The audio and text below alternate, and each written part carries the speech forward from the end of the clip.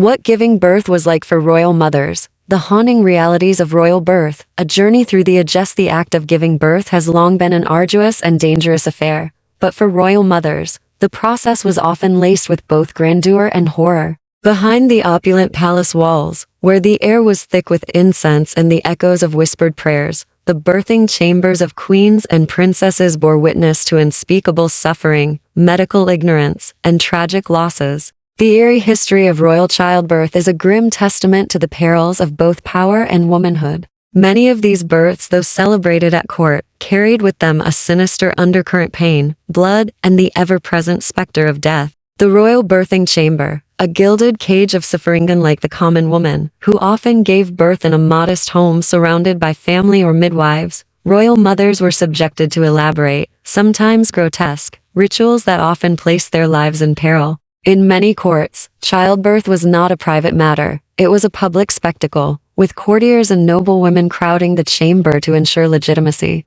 The mother's pain and suffering were not just hers to bear, they belonged to the monarchy itself, a national event that could determine the future of a dynasty. One of the most infamous customs was the lying-in period, during which expectant queens were confined to a dark, airless room for weeks before and after birth. Windows were sealed to prevent evil spirits from entering, and all men, including the father of the child, were strictly forbidden from crossing the threshold. The air became thick with the stench of burning candles, herbal tinctures, and unwashed bodies, a suffocating prison where a queen's fate hung in the balance. The oppressive silence of these rooms was occasionally broken by the desperate prayers of handmaidens, the murmuring of midwives, or the agonized screams of the laboring mother, whose cries echoed through the stone walls of palaces like a death knell. For some royal mothers, this isolation was a prison, both physical and psychological. The lack of fresh air and sunlight led to sickness, dizziness, and hallucinations. Some queens, driven mad by the unbearable loneliness, reported seeing shadowy figures in the dim candlelight, whispering to them from the darkness.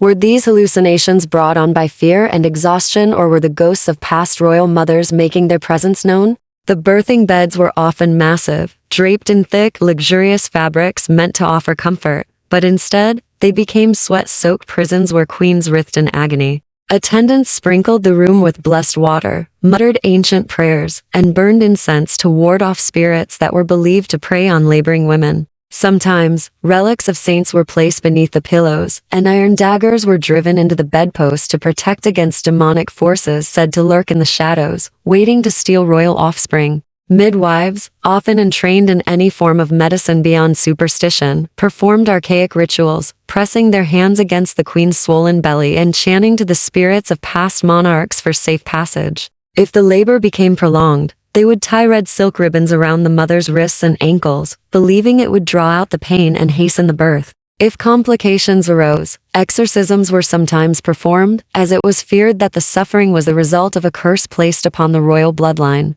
Sometimes, when labor was particularly excruciating, the queen would be blindfolded and made to hold the bones of a deceased ancestor, believing that the spirit of the dead would protect both mother and child. In some cases, the agony of childbirth was so prolonged that court physicians resorted to extreme measures, using iron hooks to extract an unborn child from the womb, an act that frequently led to the mother's death. Medieval horrors, bloodletting, superstitions, and tragedy. During the Middle Ages, childbirth was a gamble with death. Doctors were rare in royal births, and midwives relied on rudimentary techniques, religious incantations, and dubious medicinal practices. Bloodletting, a common practice, was often performed to balance the humors of the mother, weakening her further in an already perilous state. Queens were often forced to drink elixirs of crushed pearls, gold flakes, or animal entrails, believed to strengthen them, but more often resulting in poisoning or severe complications. The grim fate of Jane Seymour, the third wife of Henry VIII, serves as a chilling example.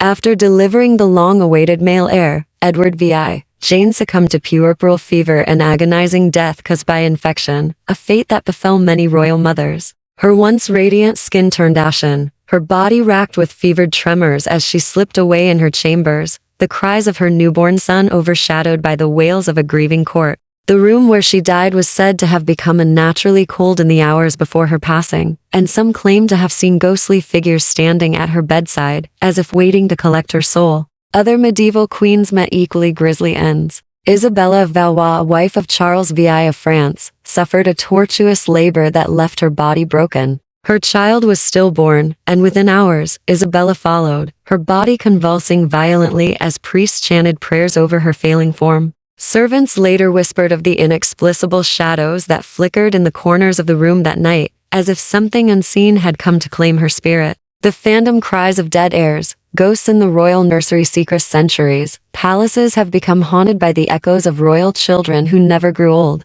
In Hampton Court Palace, where Jane Seymour perished, visitors and staff report hearing the phantom cries of a newborn at night, though no infants have resided there for centuries. In Versailles, the spirit of a heartbroken Maria Theresa is said to wander the halls, searching for the children she lost. At Kensington Palace, where Queen Victoria was born, there are accounts of ghostly figures cradling invisible infants, as if reliving the moments of joy that so often turned to sorrow. Some night watchmen have even claimed to feel a cold, spectral touch upon their shoulders, as if a mourning mother were still standing vigil over her lost child. Others have reported seeing candle flames flicker without cause, or hearing whispered lullabies in empty rooms, as if the spirits of the past refuse to be forgotten. Some visitors to royal nurseries have described the sound of tiny footsteps pattering along marble floors in the dead of night, only to find the room completely empty, upon investigation. The price of a royal womb. For all the wealth, power, and luxury afforded to royal mothers, childbirth was often their greatest curse.